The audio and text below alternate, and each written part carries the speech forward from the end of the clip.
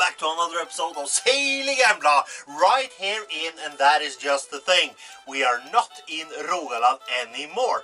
We are in Hardangerfjord. You see, Norway is divided into these sections we call fylker. I guess it's the same as county or something in the States. And I brought out this thing. This is an atlas. You probably haven't seen these around in a long time, because I tried to get one that was Norwegian, but I couldn't because I stopped making these. So this is the Swedish version. Now this is a map of Norway and a couple of other countries as well.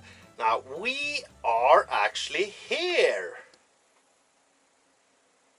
And we started our travels about there. So we have come a long way.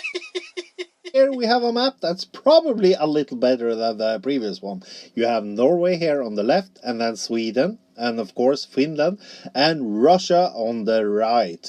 Now this X marks where we are at the moment, and up here is Lofoten. It's gonna be quite the sail. So here we are once again on this brand new spectacular brilliant day here in Lofthus, or it could be Ullensvang. I don't know which it is. It could be that the hotel over there is called Ullensvang and the place is Lofthus, but it really doesn't matter. Now we stopped over here yesterday because frankly, Hardangerfjord is really a long fjord, and it was quite late when we found this place, so we just stopped here. But it wasn't really that bad because the views here are amazing, and it didn't cost anything to stay here. Now there is no electricity, no water, no toilet facilities, no showers, no washing machines here either, but it doesn't matter, just for one night. So we had a good sleep, and we slept in a little bit, I must say. And Elizabeth is doing some baking in the boat, so we're just waiting for the buns to be ready. And then we will go on to Odda, because it's not that far now. I think it's only like 3, maybe 4 hours or something down the fjord here.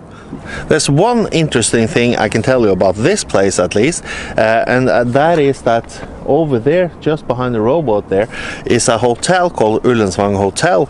Now 100 years ago or something, the famous Norwegian composer Edvard Grieg actually came here, and he loved it. He was, I think he was from Bergen originally, so he knew the landscape, but he came here and he befriended the owners of the hotel, and they built him a little cabin. So there's a cabin at the hotel there, so you can visit, and he stayed there and wrote some of his symphonies there, actually.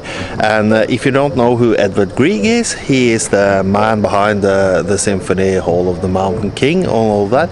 He was so inspired by the nature here. Yeah, I understand why, when you look at it like this.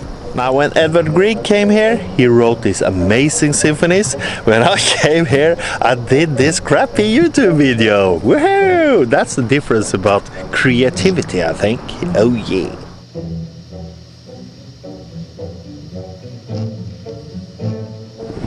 Now we just left Lofthus and are en route down to Odda. Now I gotta say, this place here, Hardangerfjorden, is yeah, a couple of steps up from Lysefjorden last year.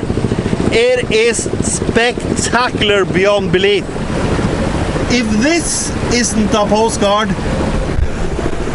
nothing is. And I'm not talking about me now, even though I think you could use me as a postcard. I'm pretty much beyond above average, I think. Pretty. Oh yeah.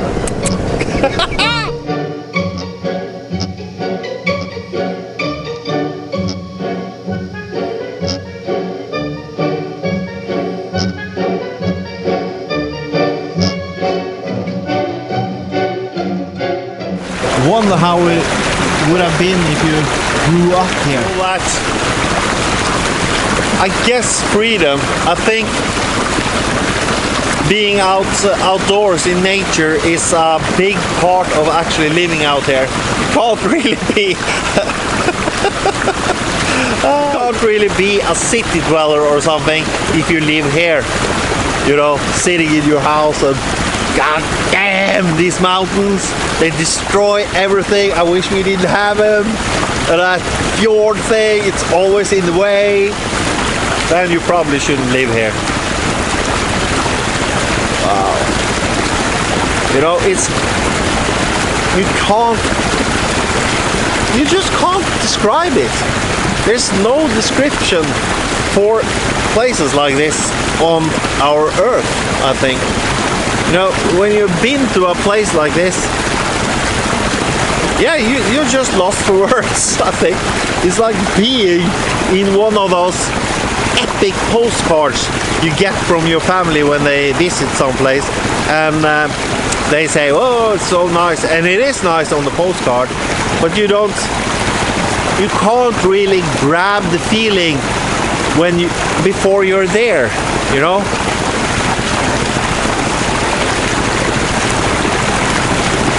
It is wow.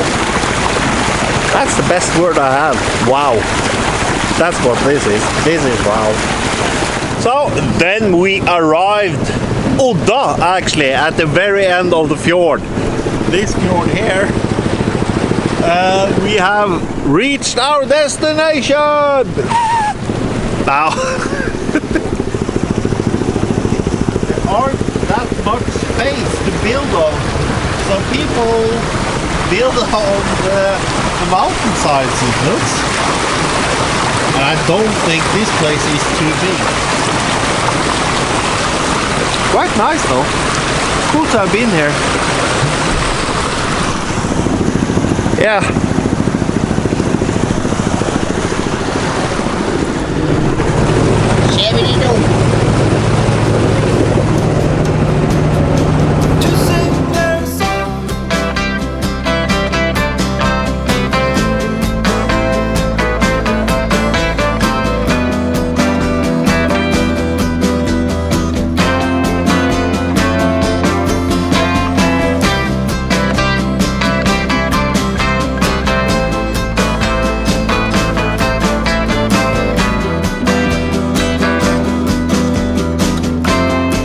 So here we are again in the saloon of Embla, and at the end of yet another episode. Now I know, this is a tad shorter than it usually is, but I have a couple of more things I would like to say before I end the video. Now the first thing I gotta say is that I'm truly sorry for it takes so long to get this video out, but I've been so busy with sailing and all that, so I just hadn't had the time to do the editing. Now the second thing I would like to talk about is that this map thing I had in the beginning of the video, I can't seem to get the hang of that. It could be that I'm still using the iPad as my main editing tool, and the app I use for editing videos doesn't really allow me to do much of everything, really. Now I think I've outgrown the app because I want to do more. Now I have this also. This here is my laptop. I brought it with me from home, and it is, as you can see, quite a big laptop. It's a Asus ROG. Now the problem with this laptop is that it is so power hungry, so you can't really use it unless you're on shore power. It is extremely power hungry because this used to be my gaming computer. Yeah, I know. I did a lot of gaming before I started sailing. I've played a lot of computer games, mostly RPGs and stuff, because I like the history in it. And so anywho, that has nothing to do with this. Now I could start editing on the computer, and then I can use the Google Earth, because I think they have a tool there which allows you to draw on the map itself. The real reason why I haven't started editing on the computer yet is because, of course, it is a new program and I have to learn everything again, but also the price. Checked out the Adobe Premiere Elements and Premiere Pro, and they are really expensive programs, and you have to update them continually. Now one of you guys, actually, Ryan Withers, and he told me about this other program which I could use instead, which is called DaVinci. I wrote it down. DaVinci Resolve, and that is actually free, and I checked it out on YouTube and it looked quite good. You could download it from Blackmagic, I think. So hopefully the videos will be even better in the future with brilliant maps. I don't know, we will see, but it's gonna take me a little while to learn how this new editing program works. I think I'm gonna set aside a couple of days or something, just stay in a cute little harbor where there's a shower and toilet and a store close by, and I can just dive into how this works. So that is what I'm gonna do. Now, that is it for this video.